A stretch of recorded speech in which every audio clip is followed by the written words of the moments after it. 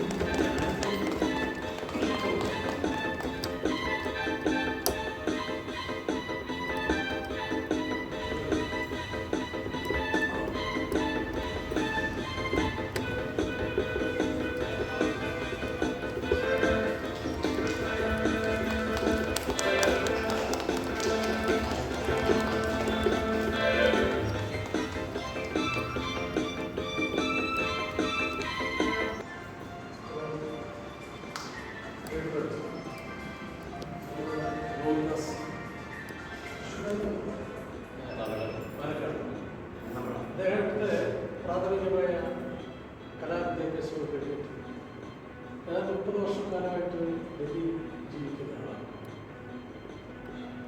അദ്ദേഹത്തിൻ്റെ ഈ രീതിയിലുള്ള വർക്കുകൾ അതിശയമാണ്.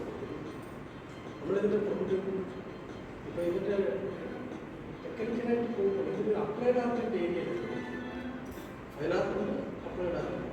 നമുക്ക് പിന്നെ ശ്രദ്ധിച്ചു കഴിഞ്ഞാൽ നമ്മുടെ ഫോട്ടോഗ്രാഫി എന്ന് പറയുന്നത് 1900 കാലഘട്ടത്തിലാണ്. അതുപോലെ ചിത്രകല എന്ന് പറയുന്നത് ഇതുപോലെ റിയലിസ്റ്റിക്കായിട്ട് ഉള്ള പ്രതാപങ്ങളോട് പൊക്കൊണ്ടിരുന്ന ഒരു കാലഘട്ടം. ഈ ആളുകളുടെ ചിത്രം വരയ്ക്കുക എന്ന് പറയുന്നത് സാധാരണ ഉയർന്ന സാമ്പത്തിക ശേഷിയുള്ളവരുടെ കോർപ്പറേറ്റുകൾ വരച്ചു കൊടുക്കുന്നത് ചിത്രകാരന് മുന്നിൽ അതിൻ്റെ കുറേ സമയം അതിൻ്റെ മുന്നിൽ കുട്ടികളെ പഠിക്കുന്നത്. അപ്പോൾ അത് അവർക്കും ബുദ്ധിമുട്ടാണ് പഠിക്കുന്ന ആളുകൾ. അങ്ങനെ വന്നു കഴിഞ്ഞപ്പോഴാണ് ഇത് സ്പീഡിൽ പെട്ടെന്ന് എന്ത് ചെയ്യാൻ പറ്റും. അപ്പം അതാ ഇന്നച്ചായങ്ങളൊക്കെ ഉണ്ടായ കാലമാണ്. അപ്പം അങ്ങനെയാണ് ഈ ഫോട്ടോഗ്രാഫിയെ കുറിച്ചുള്ള അന്വേഷണം വരുന്നത്. ക്യാമറ എന്ന് പറയുന്ന സാധനം ഉപയോഗിച്ച് അതിനുശേഷം ക്യാമറ പല രൂപത്തിൽ വികസിച്ചു വരികയാണ്.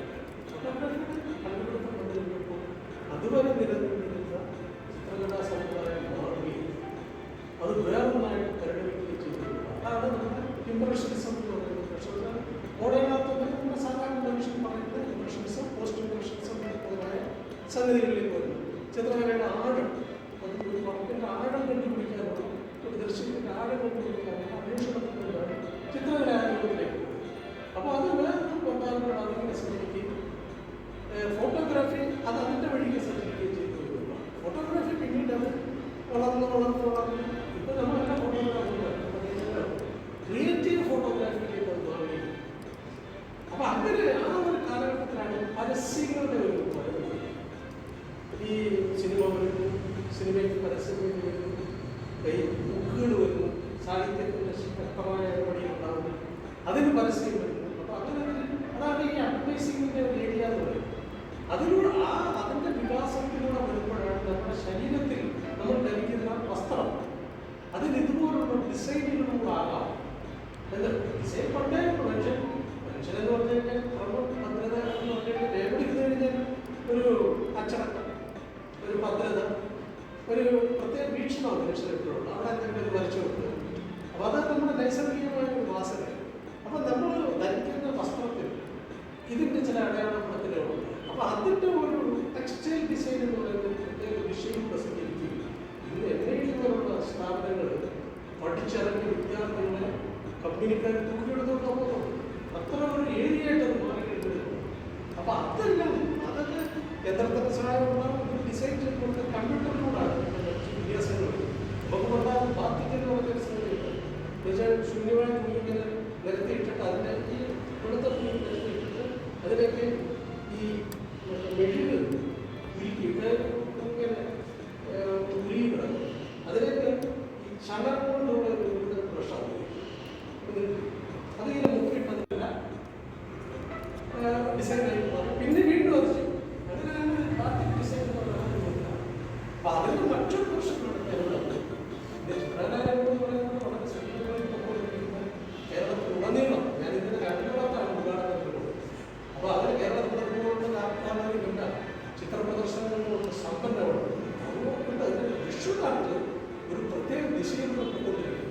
അവിടേക്ക് പിന്നെ ഗോകുൽദാസിന്റെ ഈ വരവ് സന്തോഷമുണ്ടാക്കി. എന്തായാലും അദ്ദേഹത്തിന് വലിയ രീതിയിൽ പ്രോത്സാഹിപ്പിക്കണമെന്ന് മാത്രം പറഞ്ഞുകൊണ്ട് ഇത് ഞാൻ ഉദ്ഘാടനം ചെയ്യാനായിട്ട് പ്രഖ്യാപിച്ചുകൊണ്ട് എന്നെ പ്രവർത്തിക്കുന്നു.